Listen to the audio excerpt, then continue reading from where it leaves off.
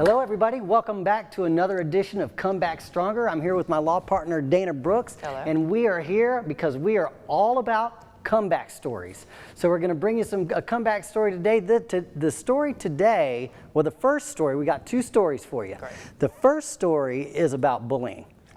Yeah. Dana, have you ever been bullied? You know, that is not a problem that I experienced a lot of as a child, because I am kind of bigger, taller than most people. I've been this size since I was in 8th grade, so I was kind of physically intimidating. And then I've always been, I guess, accused of aloofness, but that's really shyness. Yeah. But I didn't really, but I always got my back up when I saw somebody else getting bullied. And so that was kind of my shtick in middle and high school, was if I saw somebody else getting bullied, I'd stand up for them. I've always kind of been a natural advocate, I guess. What about you, though? Well, I could have used you when I was a kid. Okay. Yeah, I was always the smallest kid in my class. Literally, I went to school I went to kindergarten when I was 4 years old. Yeah. And so I got bullied, I got beat up. I used to live in LA, and I'm Guatemalan, and I lived in the Mexican neighborhood of LA, and I used to get beat up because I looked like a gringo, and and I was a little kid.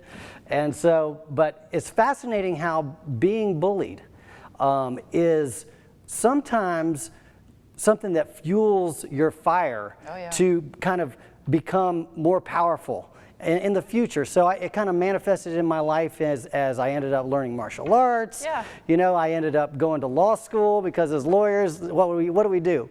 We stand up to big corporations, right? I tell people we fight other people's fights for them, so they don't have to have their lives disrupted, and they don't have to, you know, go into an arena that they're just not comfortable in. And why should they be if you're not trained to fight in that area? So I don't like to see bullying, and it scares me because, you know, we all seem to know someone whose child has been a victim of it, and some people have lost their children because of it, because of suicide.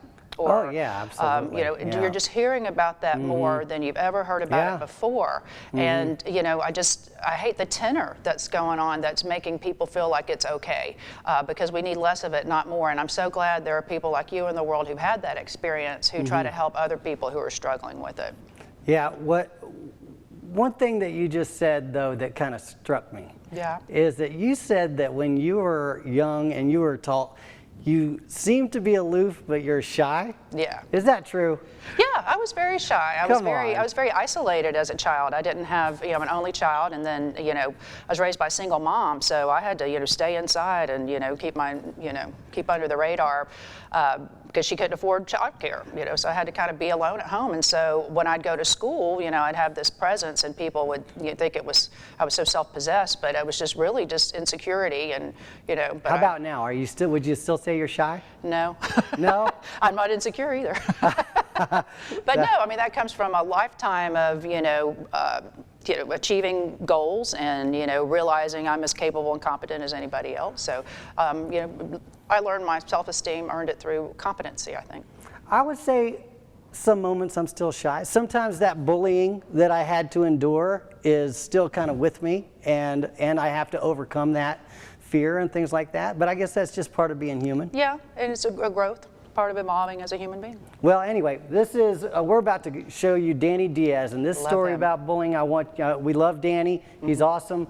Can't wait for you to see this. Yeah. We're giving you a game plan on how you can take back control of your life to not just get back to where you were before you started, but also to come back stronger. This is a tragedy in your life, it's an accident, or it's a loss that you never expected to suffer. But every tragedy carries with it the seed of an equal opportunity. And so our job is to guide our clients to take advantage of that opportunity. And that is the most fulfilling thing that I do in my job.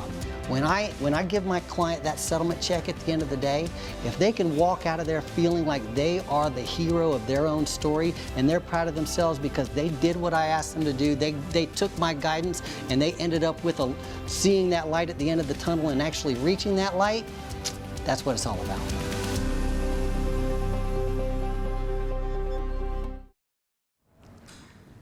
Okay, everybody. Well, excited for you to see Dany Diaz. one thing about Dany is he's gotten to be a friend of mine. Yeah, and, I noticed that. So yeah, he is a really cool guy. He ended up kind of overcoming his fears and becoming an artist. So now he's a musician. He's been nominated for the Latin Grammys. He's an influencer on social media. He's got tens of thousands of followers on social media. Very cool guy. Yeah, I've met him. He's a cool kid. Yes, I like him. but he's an up and comer. Yeah. And so I see big things for the future for Dany. I hope that you like him as much as I do. Dany, thank you so much for coming. I'm so excited that I get to talk to the Dany Diaz, the musician. So tell me a little bit about growing up, because I understand that you went to school in Venezuela as an American, and it was not very easy for you. Yes. So I was born in Naples, Florida, 1997, March 3. Just in case you were born. You're that just day. a baby. Oh, I could be your mom. That makes me feel so old. Okay. I was born before my grandma died, like a year later. So we all moved to Venezuela. My grandpa used to have a lot of business in Venezuela.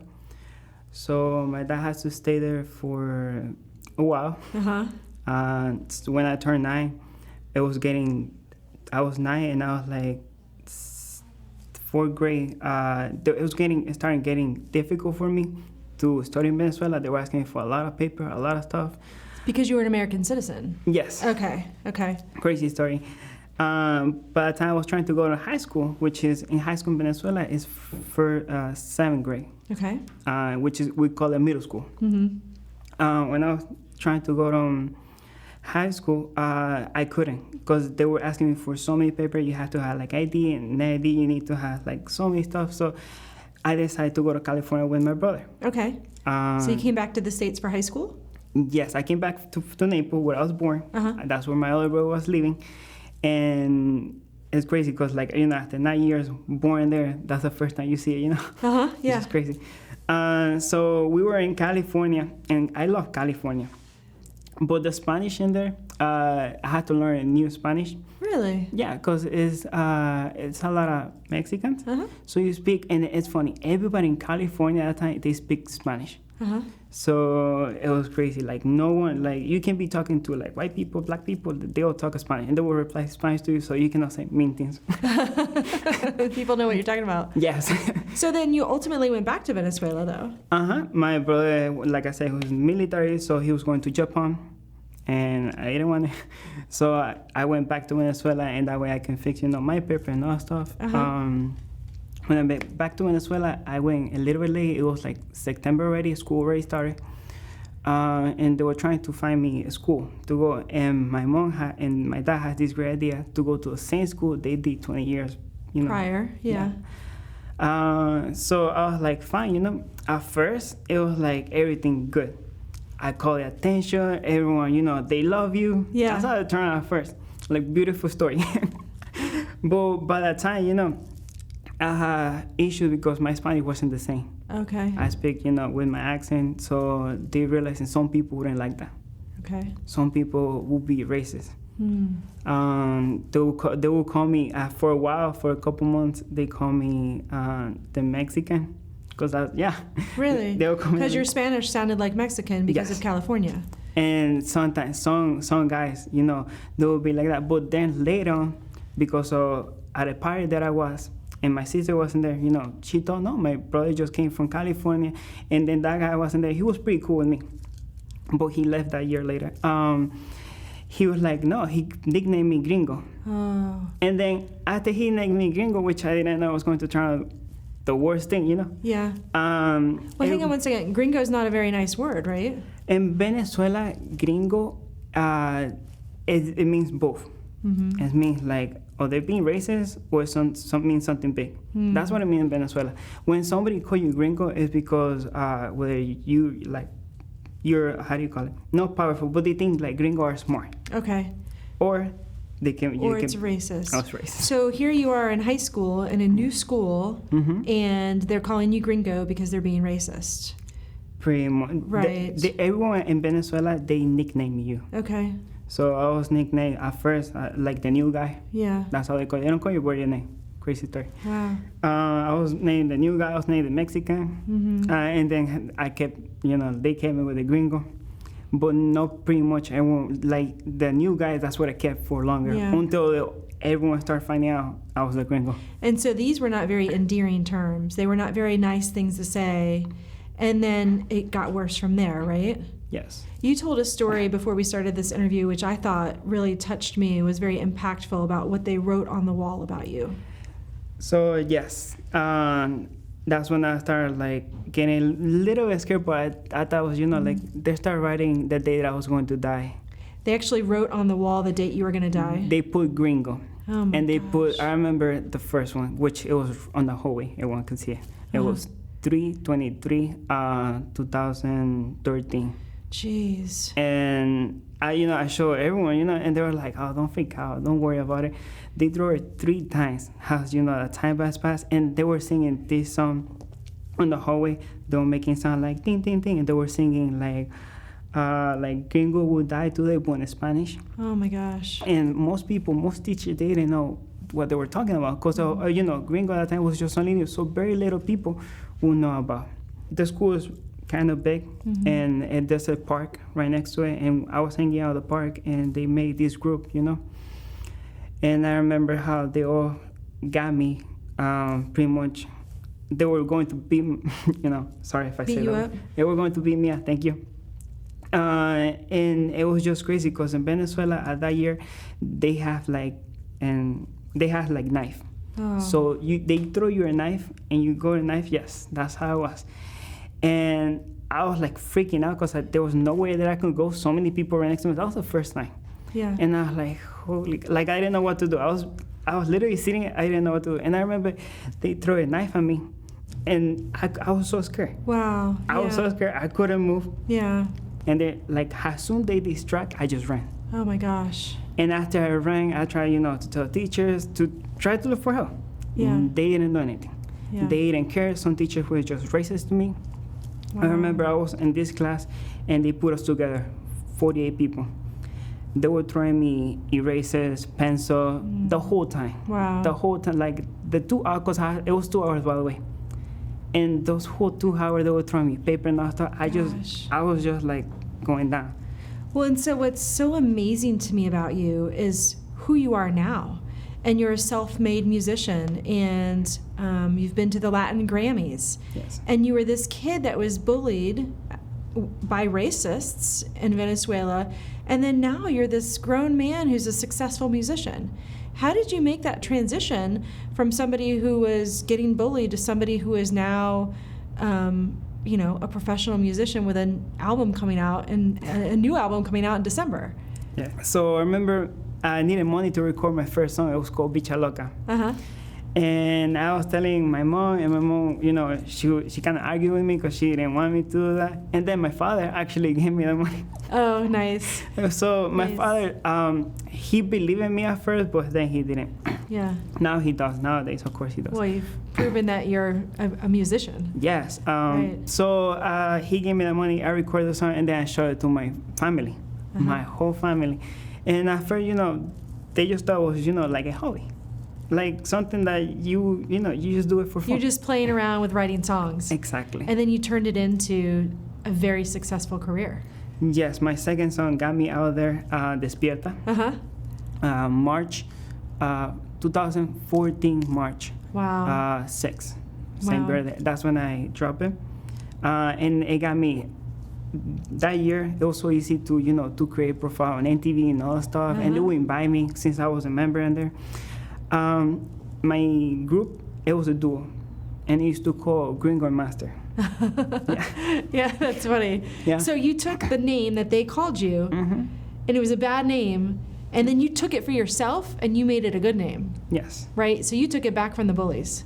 Yeah. That's amazing. It's just such an amazing story that you're so happy and so positive and so driven and so successful and self-made as a musician, having come from that type of background. I think it teaches children that are going to see this, and young boys that are going to see this, that you can overcome bullying to become successful and to become happy, as long as you keep believing in yourself, and as long as you stick up for yourself and know that there's a future ahead of you, right? Yeah. So on the final note, when does your album come out? My album is going to come out. Well, it's my single. I'm going to drop my single first. Okay. On December 1st. December 1st of this year? Yes. What's it called? Desde que llegaste. Okay. Since you arrived. And That sounds awesome. yeah, I'm going to make acoustic first, and then I will drop a couple versions. Cool. Well, Yeah. thank you so much for being here with us, Dany. I really appreciate it. It's been wonderful to meet you and talk to you, and I can't wait for kids to see this and hear your message. Thank you. Thank you. Wow, I just want people to for me, what that says to me is stand up for somebody. Yeah. If you see somebody that's getting bullied, then have the guts to say something. Yeah, And yeah. That's what I'm trying to teach my kids these days. Yeah. And, you know, and it still happens. It happens literally in schools. My kids are in private school, and I don't know that there's Yeah, bullying going it on there right transcends now, every- but I have to worry. You know, you still worry about it. Yeah. Yeah. And you've taught your girls to be leaders, because so many times when children are being bullied, they don't do what Dany did and reach out to the adults. A lot of times they just keep that themselves. So I just think it was really important that so many adults kind of failed him. And I hope we are Yeah. not raising, children to become the adults who don't stand up for other children. Well, the other thing is that he went to the teachers, and the teachers were racist. Yeah. And you know, it's fascinating also to see how you know, you've got racism at all levels. Yeah, I mean, even racism within at all communities. levels. Yeah. At all within communities, and it's the idea of being that we're all separate from each other. Yeah, or some people are superior to other Yes, people, and that yes. there's not equality among individuals, just as a humanity ongoing concern. That's really disheartening. But hopefully with shows like this, we can raise awareness and kind of diminish that and let that kind of be something in our past. So Yeah, 100%. All right, well, we're going to go to a commercial right now, but we will be back with another awesome comeback story. when you come into my firm, you see a lot of faces that look like yours. You see a lot of people that had the same problem before they got to work. A lot of people who left kids with mismatched shoes and a lunch bag, screaming, just because you had an appointment you had to make. We get you. We get you. You have to go to a lawyer that will understand your story as a woman.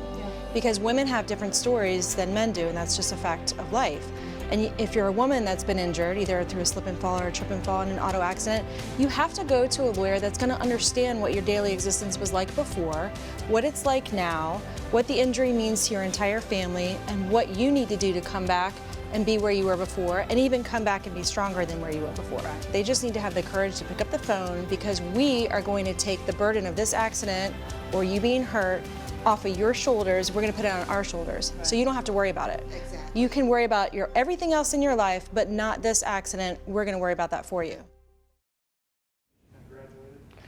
Welcome back to Come Back Stronger, where we're all about the comeback stories. We just heard from Dany Diaz, and now we're going to go meet Lee Livingston with Operation New Hope. What's your name? Lee Livingston. Tell us about yourself.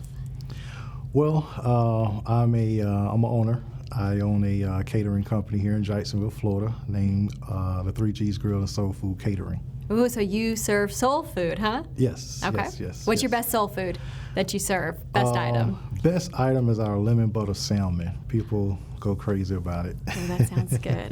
That sounds good. So I understand that you have a unique story of how you got to where you are today. Why don't you tell us about it? Growing up was tough. Being in a single family home, 3 other siblings, not really having my father there. For structure, it really, was an effect on me. So of course, finding myself around peers, I would say in the streets, wondering. But of course, from DDC to Grand Park, Jacksonville Marine Institute, I was all kind of floating all around the place because I just had a lot of trouble in school, in the home. So of course, it was a bad path. And then of course I was in some programs that also I had to be a part of, and everyone was just doing the best they could to hopefully put me on a better path. And did you get on that better path? I guess so, because you're sitting Yes. here today. Tell us about that. I did. Like I said, I went through several programs. One of those programs was Operation New Hope. My mother kept me in church, honestly. The men that was in my life were, men of faith. So I guess my, seeing the light, really didn't, click until I got to Operation New Hope. And what is Operation New Hope?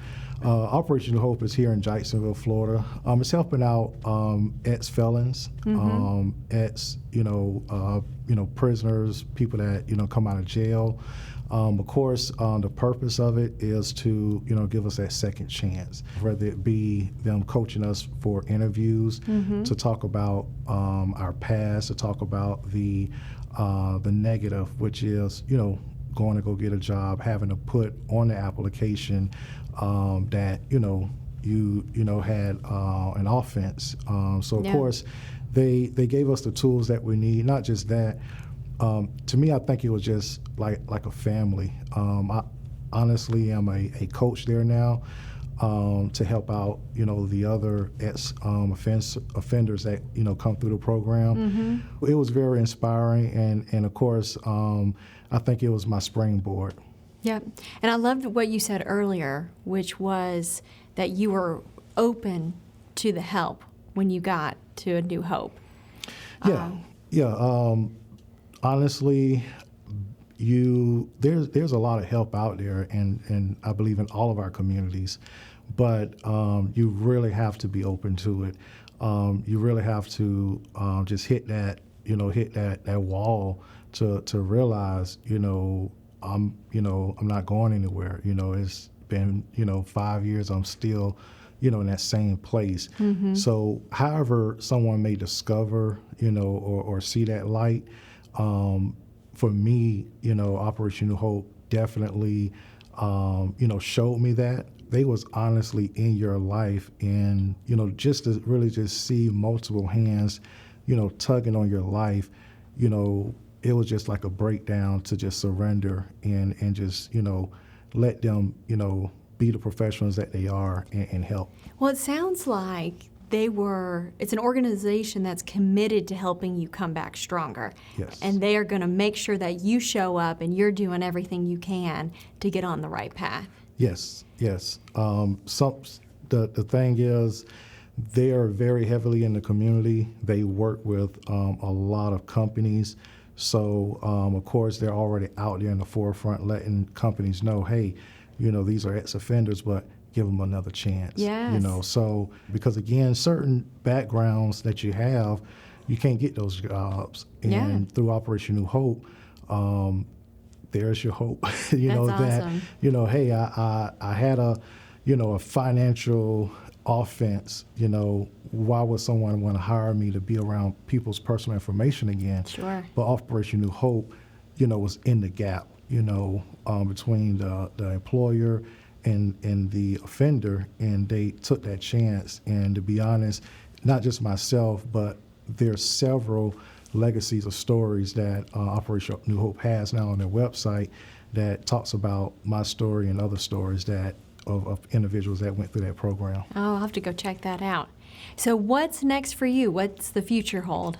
I am honestly looking to, really begin to pour back into my community, because I would just say the generation now is just totally different from my generation. I'm almost 40. So the younger folks up under me, I just see a cry. It is very, heartbreaking. But hopefully I can give someone else, an opportunity to get a job, as I do work with Clara White as well. Clara White has White's wonderful. The program for culinary. So it's a 20-week program. I didn't personally go through it myself, but I found out about it. I reached out to them. I began to bring in some of those students into the kitchen. And of course, we just found, just a mutual ground to just continue to help, continue to support. So hopefully I can have my own facility pretty soon here. And, the future is to do my best to help, and I know I can help by giving people an opportunity to be employed, help their families, help with financial wages, and so forth.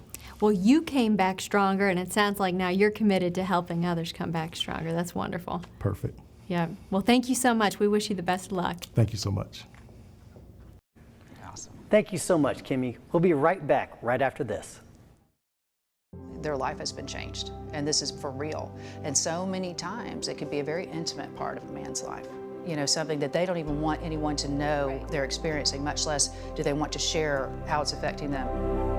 It even feels worse when you don't stand up for yourself. Because you know you can't stand up for yourself among these lawyers and these insurance companies because it's not your area. You don't know. So a lot of times, instead of seeking help, especially maybe from a woman, they just take it, and then that eats on you. You know, people don't lead with their weaknesses, but that doesn't mean they don't exist, and it doesn't mean they don't deserve fair compensation for them whenever those weaknesses and those injuries are caused by somebody else just not paying attention and being careless. That is not your responsibility, it is the careless person's responsibility. And making that person honor their word and honor their commitment to you, that's not weakness at all. That is strength. That is doing the right thing for yourself and for your family so you can walk with a straight back and your kids can look up to you and say, that's my daddy, he takes care of us. Welcome back to Come Back Stronger. We're all about comeback stories. Dana, what kind of lessons would you unpack from Lee Livingston's story? Lee has a story that we hear, it's not terribly uncommon, and that's somebody who has made a mistake. They paid their debt to society, and then they want to come back and they want to re-enter society, and they want to be a contributing member. They want to take care of themselves, their dependents. They want to have an honest job and pay taxes and be a contributing member of society, but so many times there's an impediment, large impediment to their way because they can't get gainful employment. What happens then? You force people back underground, you get back into the criminal element. Go back to the criminal life. It's a bad policy, it doesn't make any sense, but you've got a little bit of experience with this yourself. I sure do. I mean, I went to prison for 2.5 years. I'm a convicted felon, and I know a lot, of course, having been a convicted felon, I know a lot of convicted felons, and I know that it is, when you are inside, you are scared that you are never going to get a job, that no woman is ever going to love you, that you're going to be an outcast of society. But Lee found somebody that was willing to help. Operation New Hope was willing to help. He took them up on their offer to help, and now he's not only contributing to the community, but he's giving back, or he's ready to start giving back. And so that's what it's all about. I mean, a little bit, what you see a lot of these comeback stories is there's almost always somebody that showed some kindness. And the kindness that person showed made all the difference. And you know, you're a perfect example of it. And then I have other people that I have hired to do things who are in that same situation. And you've never seen a harder worker in your life. You know, so I mean, to me, it's a no-brainer. You know, there's somebody trying to earn back their position in society. So I'm encouraged by it, and I want other people to maybe look at these people a little bit differently. So, listen, like us on Facebook, Fasig Brooks, and we will see you next time. Thank you so much.